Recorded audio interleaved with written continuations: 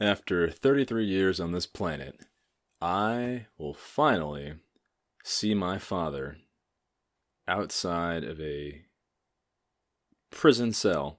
Well, not a prison cell, outside of a prison. Tomorrow. Today. Probably in 12 hours. I've been kind of talking about this situation, and it's all suddenly become very real and present.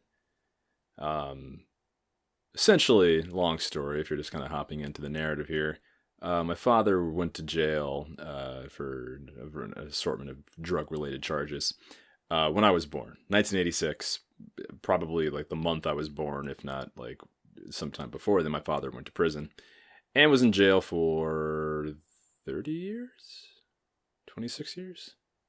Yeah, he got out after 26 years and he was sentenced to 25 to life. Was good behavior, found God in prison, although couldn't have found God before the double homicide.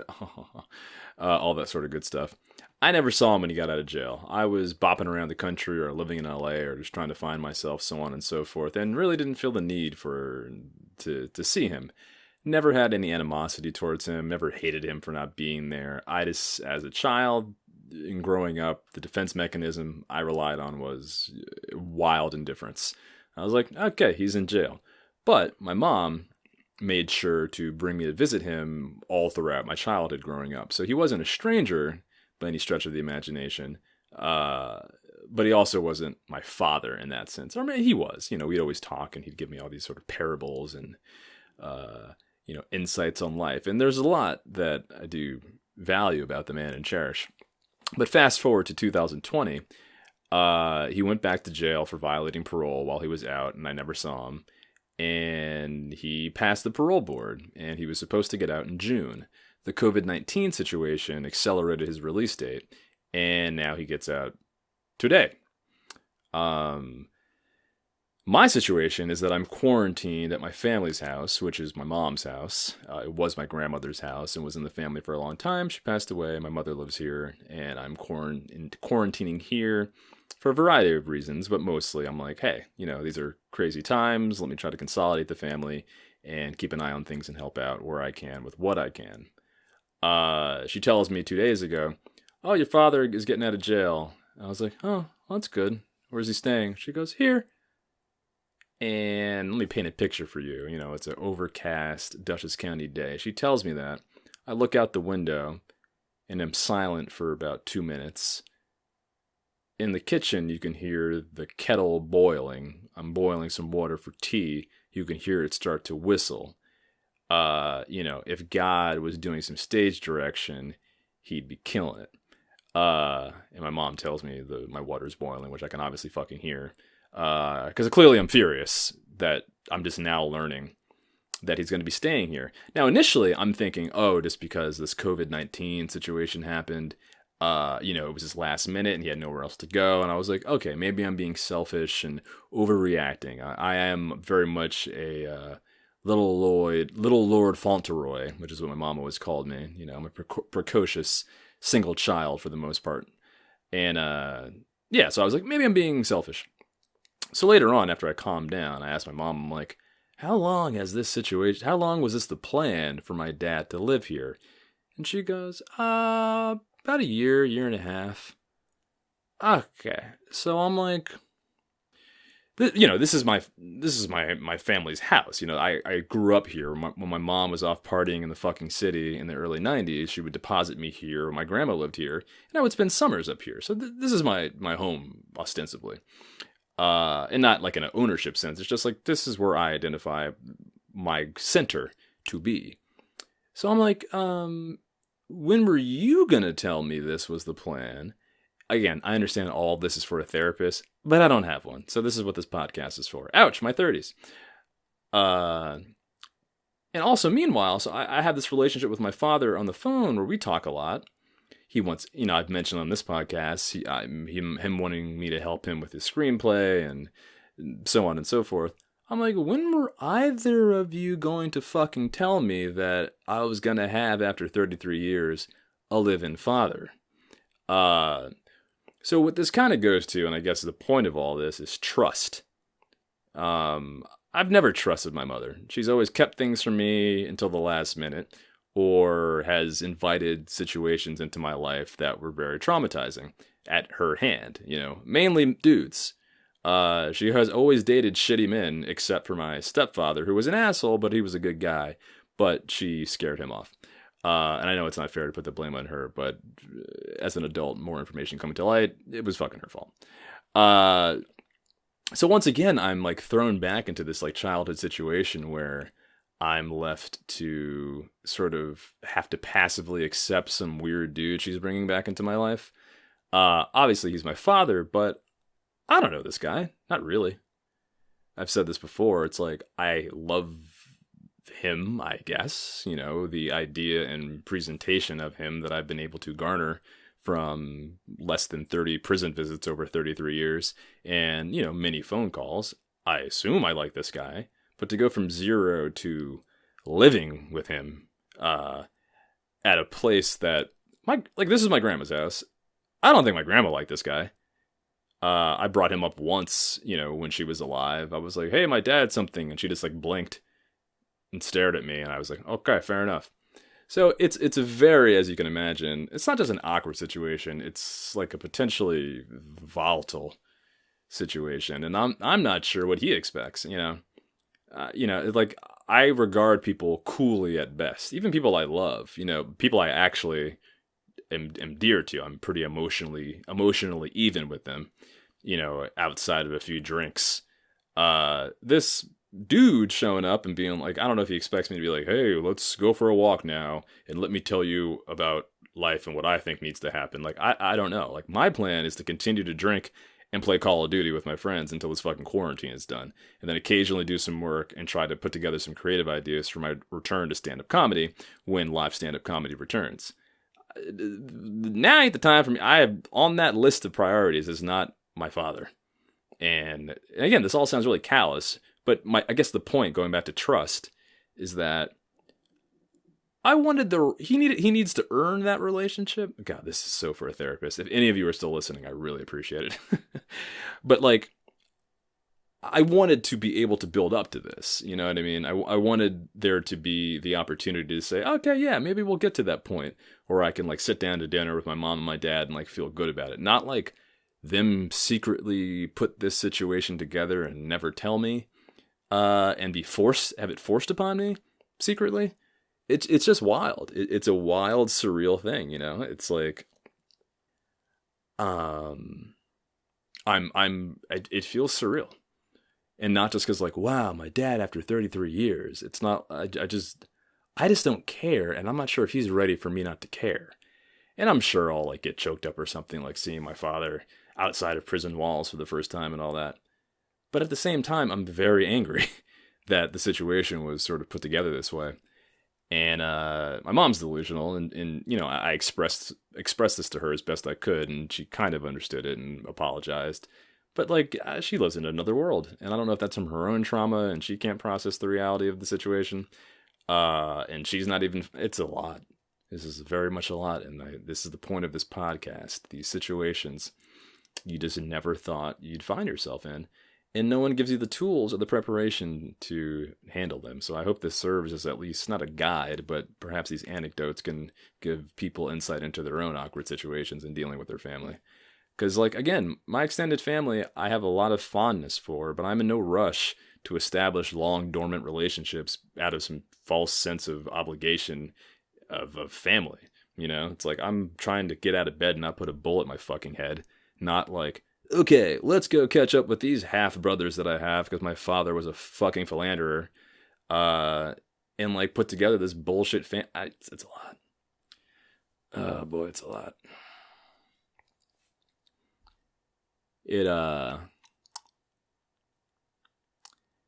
So like, and then practically, I've got my bag half packed in my car. I'm like, do I just take off?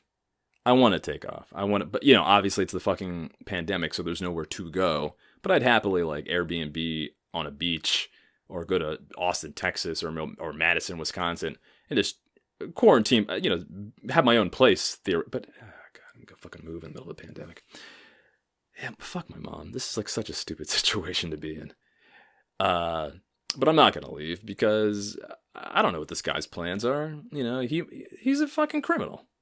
You know, end of the day, I'm not saying I'm the morally perfect person, but I don't know what his intentions are. I don't know if he's like, maybe I can do this here. And he claims to be a man of God and like not trying to go back to his old street ways. But again, I don't know this guy.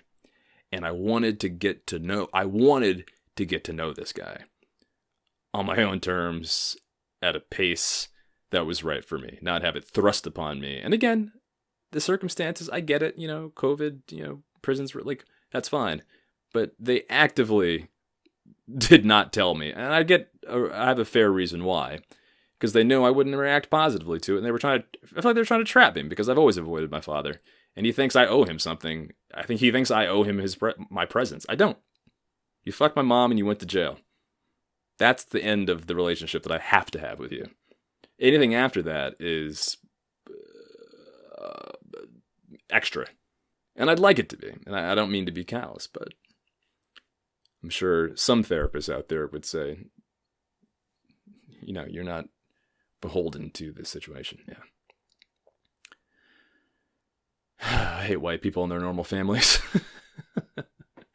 Hey, Dad, want to go hiking today? Why, son, I'd love to. Let's make some peanut butter and jelly sandwiches for Mom, too. Gee willikers. I sound like fucking Breakfast Club. Hey, Dad! And he hits him, man. Is this guy violent? He's in prison. I don't know. It's fucking horrible. And my mom's just a dingbat, and she's just like pretending that I'm not furious and just trying to ignore it like she does all my other problems.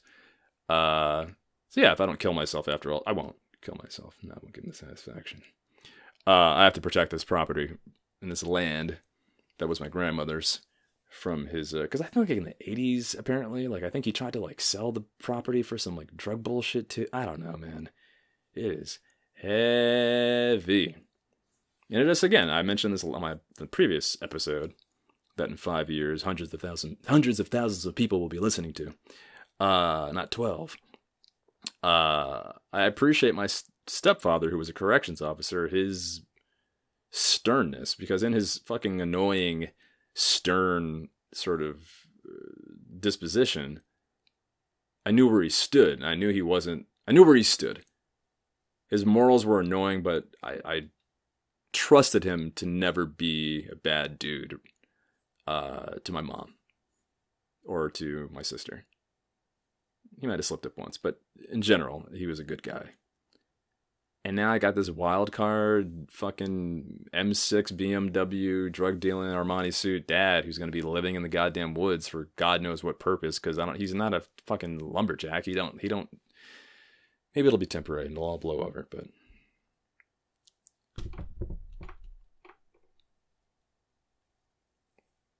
again, the main thing is trust. I really don't think whether it's a relationship with your family or a relationship with, you know, a romantic partner, if the person you're talking to, you don't believe they're giving you all the information that they're aware of, you can't move forward. And, you know, I'm sitting here trying to forgive my mom for the past 33 years of idiots who abused me. And now here she goes introducing a new one, the ultimate one, my progenitor, my creator, in a situation I can't really escape from physically. You know, it's like, I feel like a battered fucking wife who can't leave a situation because we're all fucking stuck in quarantine. To be quarantined with my estranged father after 33 years. Am I the only one who could see why that's fucking crazy? And boy.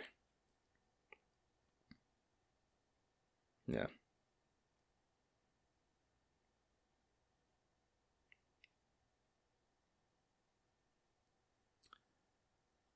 I will be a better man and a better parent than the situation that I have currently found myself in when I procreate at some point.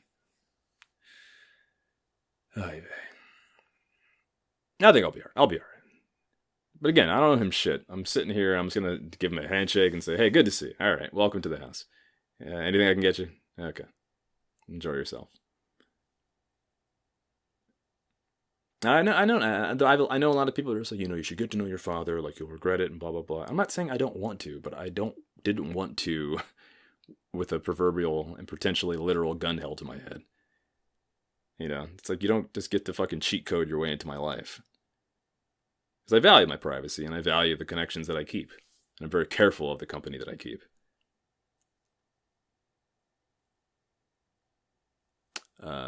Yeah. Well, for Grandma Gladys, whose home this is, I shall ensure that my father does not compromise the legacy of this formerly very peaceful land. My mom is such a fucking idiot. I can't believe her. I really cannot believe she's just like, oh, Dad gonna be living here. And the moment that really did it for me, because she like asked me like a month ago or something to like fix some TV in a room that's not used in the house. I was like, why the hell is she putting a TV in here? There's no one comes here. Like my little sister has her room when she visits. My little sister lives in another city, and has a job and is in an apartment, and she lives there. So when she visits, she still has her room here. But there's a random extra room, and my mom's like, oh yeah, can you fix a TV in here? And I didn't think twice about it. I was like, why the fuck? And then looking back, I was like, oh, this was the room that my father is going to live in. So even at that point, she refused. She neglected to inform me. That is why I was preparing this television for this room. So that's the thing. It's the trust issues. It's like, a month and a half ago, she could have been like, when she asked me to fix this TV, oh, your father and I were talking about him staying here. That would have prepared me in some sense. I would have been able to be like, oh, okay. Wow. Versus, hey, you just gotta kind of, all right. Anyway, I think you guys get the point. I hope you're all doing well and not trapped with an estranged family member that you have no relationship with whatsoever.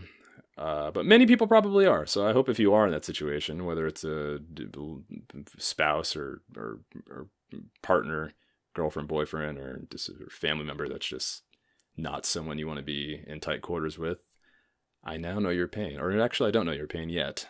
Hey, maybe all this could be perfect tomorrow. Maybe my father is a completely reformed, patient, understanding man who will leave me the fuck alone while I'm trying to build my empire and not waste my time trying to make his ridiculous film scripts. Sitting here, he's like, hey, when can you finish that film script? Oh, by the way, I'll probably be at the house in about 7 days. Like, what? Who are these people I'm dealing with? Am I crazy? That's the thing. I'm just trying to figure out, am I fucking crazy? I called my uncle, who is basically like Uncle Phil from The Fresh Prince. He's like that type of guy. He's like a well-to-do, like real estate dude in Maryland, bunch of Lexuses. Pretty much the only normal adult black male in my personal life that I can look to. And, he's older. He's like in his 70s. But I told him that, and he was like, your dad? So I think he actually, it really is that Fresh Prince episode where Uncle Phil, where Will's dad, comes back out of nowhere. He's like, yeah, Will, we're going to go on a road trip together. And then it doesn't work out. And then Uncle Phil is like, yeah, you better get out of here, Lou. But except the difference is that like, I don't want to go on the road trip with my dad. He probably does. All right.